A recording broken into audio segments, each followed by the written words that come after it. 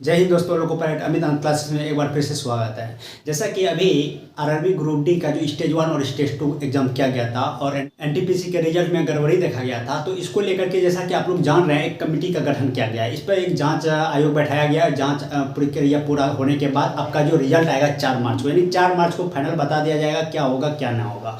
तो कहने का मतलब इस बीच में जो भी कैंडिडेट एग्जाम पे बैठने वाले थे, यानी ग्रुप डी का फॉर्म भरे थे और उसका एग्जाम जैसे कि 23 फरवरी से होने वाला था, जोर शोर से तैयारी कर रहे थे। लेकिन अभी हो सकता है आप अपना तैयारी थोड़ा सा डाउन कर दिया होंगे। लेकिन ये अगर आप ऐसा किए हैं तो आप बिल्कुल गलत, ऐसा बिल्कुल नहीं करना है। क्योंकि अगर 4 मार्च का आपका जो कमेटी अपना रिजल्ट सुनाएगा उसके बाद तुरंत आपका एग्जाम का डेट दे देगा। तो कहने का मतलब आप अपना तैयारी बिल्कुल कंटिन्यू करते रहिए, क्योंकि अगर आप अभी अपना तैयारी नहीं करते तो जिंदगी भर कभी नहीं करेंगे। कहने का मतलब मेहनत कंटिन्यू करना है आपको। अगर मेहनत अगर अभी आप नहीं करेंगे तो जिंदगी भर कभी नहीं करेंगे, क्योंकि अभी आपका समय है, अभी आपका एग्जाम बहुत ही करीब है। तुरंत आपका जो 4 मार्च को जो जांच आएगा, यानी जांच का जो रिपोर्ट आएगा, रिजल्ट देने के बाद तुरंत आपका फिर से एग्जाम का डेट फिक्स कर दिया जाएगा। इसलिए अगर आप एक स्टूडेंट है, एक ओरिजिनल स्टूडेंट का पहचान होता है कंटिन्यू मेहनत करना, एक दिशा में कंटिन्यू लगे रहना। कहने का मतलब अगर आप फॉर्म भरे हैं, आपका एग्जाम होने वाला था, तो आप अगर तैयारी कर रहे थे तो जिस मेहनत से, जिस लगनशीलता से आप अपना मेहनत कर रहे थे, उसी लगनशील से आपको अपना मेहनत जारी रखना है। तो इस तरह से आप अपना कंटिन्यू मेहनत करते रहिए। और अभी सबसे बड़ी बात है कि अगर आपका नंबर, अगर आप टेस्ट लगा रहे हैं, कहीं पे ऑनलाइन टेस्ट हो या ऑफलाइन टेस्ट हो, अगर टेस्ट लगा रहे हैं उसमें आपका नंबर कम आ रहा है तो बिल्कुल चिंता मत कीजिए, क्योंकि चिंता करने का समय नहीं है। जैसा कि हम बोले, चिंतन कीजिए कि आपका गलती कहाँ हो रहा है, क्या मिस्टेक कर रहे हैं, आपका न्यूमेरिकल कमज़ोर है या फिर आपका मैथ कमज़ोर है, क्या आखिर मिस्टेक कहाँ कर रहे हैं आप, उन चीज़ों पे फोकस कीजिए। और जहाँ तक देखा जाए कि आप अगर ग्रुप डी के एग्जाम में बैठते हैं, उसका जो सिलेबस दिया गया है, जैसे कि सिलेबस में होता है कि ज़्यादातर क्वेश्चन जो होता है वो एनसीईआरटी बेसिस होता है, यानी कि 9-10 का जो बुक है आपका साइंस का बुक, वो आपका क्या होता है, एनसीईआरटी बेसिस होता है। तो अगर आपके पास 9 और 10 का एनसीईआरटी बेसिस बुक है तो आप उसको एक बार ढंग से पढ़ लीजिए। कहाँ आपका गलती हो रहा है, क्या हो रहा है, क्या मिस्टेक कर रहा है, आप उसको ढंग से पढ़ लीजिए। और पढ़ने से पहले अगर ढंग से समझ में ना आए तो बहुत सारे यूट्यूब पे चैनल हैं, वहाँ पर लिखिए कि NCERT basis 9th 10th class NCERT basis, वहाँ पर आ जाएगा। आप चैप्टर वाइज, ज़्यादा मोटा भी नहीं है एकदम। एनसीईआरटी जो 9-10 की बुक आती है बहुत ही पतला होता है। आप चाहें तो 2 दिन में उसका पूरा वीडियो देख सकते हैं और उसको ढंग से स्टडी कर सकते हैं। और वीडियो देख करके सिर्फ छोड़ना नहीं है, आपको उसको कॉपी में लिखना है, कॉपी में उतारना है, ताकि आपको प्रॉब्लम हो तो फिर से वीडियो ना, उस कॉपी से आपको पढ़ना है। तो इस तरह से अपना तैयारी कीजिए और लगे रहिए कंटिन्यू। और जैसा कि हम बताएं कि आप लोग को जहाँ तक होगा तैयारी करवाएंगे, जिसमें हम 3 को न्यूमेरिकल लेके आए हैं। हम सोच रहे हैं कि देखिए, ये जो अभी हम न्यूमेरिकल लेके आए हैं, ये आपका फिजिक्स का न्यूमेरिकल है, जैसा कि देख रहे हैं। ये पूछा हुआ क्वेश्चन है आरआरबी ग्रुप डी 5/10/2018 में जो आपका एग्जाम हो रहा था, शिफ्ट थर्ड में ये पूछा हुआ क्वेश्चन है। ये भी RRB group D 8/10/2018 shift third में पूछा हुआ है। ये भी क्वेश्चन देख रहे हैं 5/11/2018,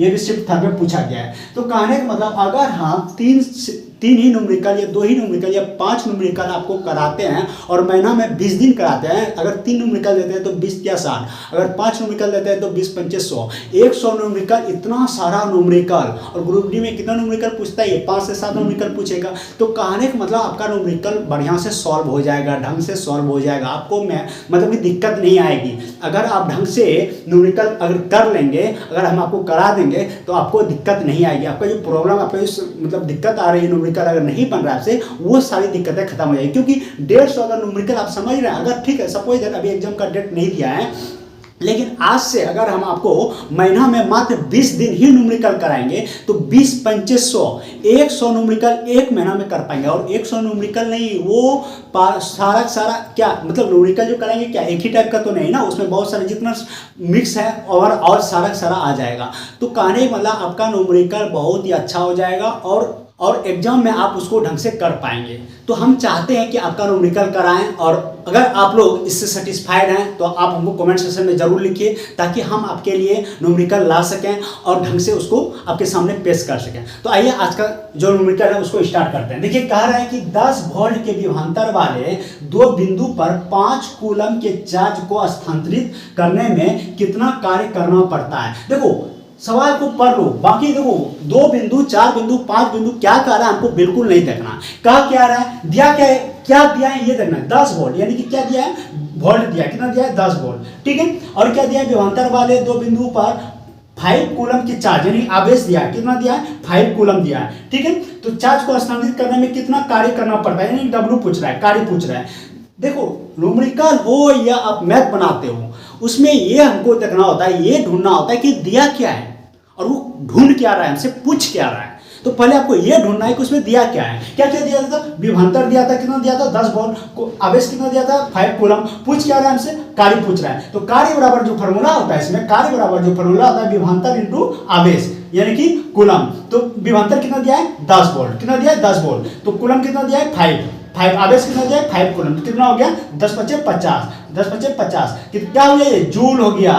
कार्य का सही मतलब क्या होता है जूल, यानी कि आप यहां से देखो न्यूमेरिकल जब बनाते हो तो यहां से आपको 2 से 3 चीजें मिलती है। देखो क्या क्या मिलता है, अगर आप आवेश का यानी कि आवेश का जो ऐसा मात्रक होता है, अगर नहीं पता था तो पता चल जाता है क्या है आवेश का ऐसा मात्रक, कूलम होता है। देख रहे हैं दो बिंदु पर इतना के चार्ज को स्थानांतरित किया जाता है, यानी कि आवेश का ऐसा मात्रक क्या हो गया, कूलम हो गया, कूलम हो गया। और विभवांतर का ऐसा मात्रक क्या हो गया, वोल्ट हो गया। और वोल्ट इंटू कूलम बराबर क्या क्या, ये दोनों मिल गया, कार्य बराबर वोल्ट इंटू कूलम, ये दोनों जो मिल गया क्या बना, जूल। यानी कि आपसे ऐसा ही मात्रा कार्य का पूछे जूल, अगर जूल ऑप्शन में ना हो, अगर वोल्ट इंटू कूलम हो तो आपको ये भी टिक लगाना, या दोनों हो तो अगर सी में ऑप्शन 2 हो तो उसको ए एंड बी हो तो दोनों को लगाना है। तो इस तरह से न्यूमेरिकल से आप क्वेश्चन खुद से क्रिएट कर सकते हैं। न्यूमेरिकल में आप ये भी देख सकते हैं कि अगर आवेश के साथ कूलम लगा हुआ है तो इसका ऐसा मतलब क्या हो गया, कूलम हो गया। विभवांतर के साथ वोल्ट लगाए तो इसका ऐसा मतलब वोल्ट हो गया। और कार्य में क्या गया, जूल आ गया तो इसका ऐसा मतलब जूल होता है। तो जूल जो बना क्या क्या मिलके बना, विभवांतर और कूलम, यानी कि वोल्ट इंटू कूलम भी, तो ये दोनों मिल करके क्या बना, जूल बना, यानी कि क्या बना, कार्य बना। तो इसका ऐसा ही मतलब, कार्य का ऐसा ही मतलब ये भी एक हो गया। तो इस तरह से आप अपना न्यूमेरिकल के साथ साथ ऐसा मात्रक भी मजबूत कर सकते हैं। आइए दूसरा सवाल ये क्या कह रहा है, कह रहा है विद्युत बल्ब के एक फिलामेंट द्वारा 3 मिनट में 0.8 एम्पियर की धारा खींची जाती है। परिपथ के माध्यम से प्रवाहित होने वाला आवेश क्या है।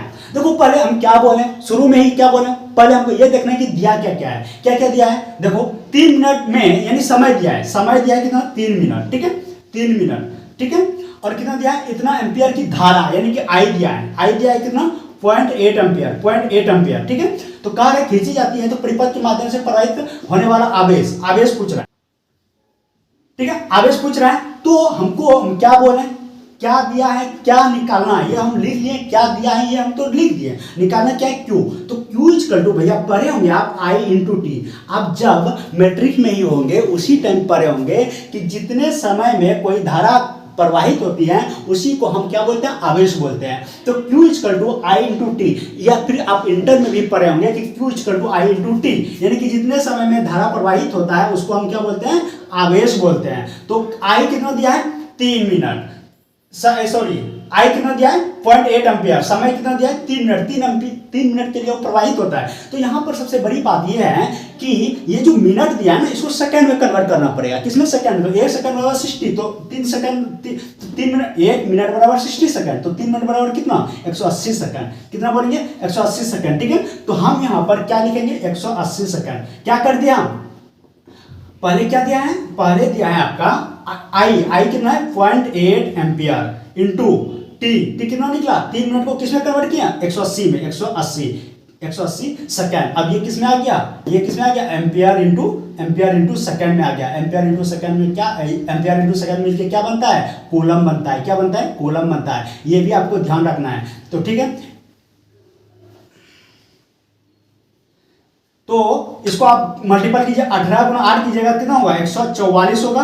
और ये एक जीरो है, एक जीरो, क्या अंक के बाद दशमलव है, एक अंक के बाद दशमलव यहाँ लगा दीजिए, कितना आ गया 144, क्या कूलम। तो कहने का मतलब इस तरह से आप अपना न्यूमेरिकल फिट कर सकते हैं, आप अपना न्यूमेरिकल मजबूत कर सकते हैं, और साथ में एसआई मात्रक भी, एसआई यूनिट भी।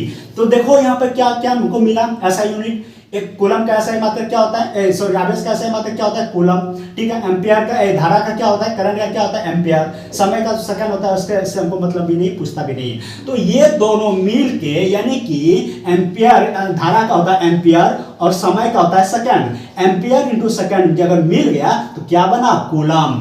ये भी आपको ध्यान रखना है कि एम्पियर इंटू सेकेंड बराबर क्या क्या मिला हमको, कूलम मिला। यानी कि Q equal to I into T. I क्या है, आई का ऐसा मतलब क्या है, एम्पियर, समय का क्या है, सेकेंड। तो ये दोनों अगर मिल जाएगा तो क्या बनेगा, कूलम। कूलम को आप इस फॉर्म में भी लिख सकते हैं। अगर ऑप्शन में ए में कूलम है और ऑप्शन बी में एम्पियर इंटू सेकेंड है और ऑप्शन सी में ए एंड बी है, तो आपको ये टिक करना है, ना कि आपको सिर्फ ये टिक करना है। अगर आपसे पूछे कि आवेश का ऐसा मात्रक क्या होता है तो आप बोलेंगे कूलम, लेकिन अगर एम्पियर सेकंड हो तो आपको दोनों टिक करना है। इस तरह से आप अपना ऐसा यूनिट फिट कर सकते हैं, मजबूत कर सकते हैं और आपका न्यूमेरिकल भी मजबूत होगा। देखो कह रहे हैं आगे कि 5 एम्पियर की एक धारा 10 मिनट के लिए एक फिलामेंट द्वारा ली जाती है। देखो 10 मिनट के लिए समय दिया है, कितना दिया है, 10 मिनट दिया है। इसको हम कन्वर्ट कर देते हैं सेकंड में, तो कितना हो जाएगा, 600 सेकंड। कितना हो जाएगा, 600 सेकंड। ठीक है, मिनट को सेकंड में कन्वर्ट करते हैं। ली जाती है, सर्किट के माध्यम से प्रवाहित होने वाले विद्युत आवेश की मात्रा ज्ञात कर रहे हैं। कह रहा है 5 एम्पियर की धारा, 5 एम्पियर की एक धारा यानी कि धारा यानी करंट कितना दिया है, 5 एम्पियर दिया है। कितना दिया है, 5 एम्पियर। तो कह रहा है कि माध्यम से प्रवाहित होने वाले विद्युत आवेश की मात्रा यानी कि क्यू पूछ रहा है। फिर से आपसे क्यू पूछ रहा है, विद्युत आवेश की मात्रा पूछ रहा है। यानी फिर से वही सवाल, सेम सवाल है। वहां पर 3 मिनट दिया था, यहाँ 10 मिनट दिया है। वहां पर 0.8 एम्पियर था, यहाँ पर 5 एम्पियर है। तो अभी जस्ट बताएं कि Q इक्वल टू होता है I इंटू टी। तो I कितना है भैया, I बोलेंगे कितना है, 5। टी कितना निकला मेरा, 600। इसको 6 पंचे 30 पर 2 जीरो, इतना क्या, कूलम। क्या, कूलम। तो इस तरह से आप अपना न्यूमेरिकल, आप लोगों को जैसा कि अभी हम 3 न्यूमेरिकल बताए, न्यूमेरिकल के साथ साथ आपको ऐसा यूनिट भी बताया कि ऐसा यूनिट को आप कैसे अपना मजबूत बना सकते हैं, कैसे ऐसा यूनिट को निकालना है। तो इस तरह से आपका हम चाह रहे हैं कि महीना में 20 दिन ही अगर आपको 3 से 5 न्यूमेरिकल बताते हैं एक दिन में, तो महीना में अगर 20 दिन ही देते हैं तो 100 होता है। अगर 100 न्यूमेरिकल आपको हम करा देते हैं तो आपको हम गारंटी के साथ लिखते हैं कि अगर 7 गो न्यूमेरिकल आपका ग्रुप डी में पूछेगा तो आपका न्यूमेरिकल आप वहाँ पर कर पाएंगे। और सबसे बड़ी बात ये है कि आपको ये दिमाग में बिल्कुल मत रखिए कि ये एग्जाम ग्रुप डी एग्जाम के लिए है, तो एएलपी में जो आगे वैकेंसी कभी आएगी, अगर एएलपी का तैयारी कर रहे हैं असिस्टेंट लोको पायलट का, उसमें ये कम नहीं आएगा, ऐसा बिल्कुल दिमाग में मत रखिए। वहाँ पे भी सेम क्वेश्चन रहता है, यही सब रहता है। वहाँ पर क्या होगा, कभी क्या होता है, इसका लैंग्वेज चेंज रहेगा, लेकिन क्या Q इक्वल टू IT होता है, जो ये बदलेगा क्या, नहीं बदलेगा। ये तो भैया वहाँ पे भी पूछेगा, वहाँ पे भी हम यही फिट करेंगे। अभी क्या पढ़े, W equal to V into Q, ये बदलेगा क्या, नहीं बदलेगा। कहने का मतलब आप दिमाग में ये बिल्कुल मत रखिए कि ग्रुप डी के लिए है या एएलपी के लिए। आप भले फॉर्म ग्रुप डी का अगर नहीं भरे तो कोई दिक्कत नहीं है, आप अभी से इसको कॉपी में नोट करके रखिए और आने वाले समय में आपको बहुत ही काफ़ी लाभदायक पहुंचने वाला है, काफ़ी इससे फायदा होने वाला है। तो इस तरह से अपना तैयारी कीजिए और कंटिन्यू, जैसा कि हम बोलें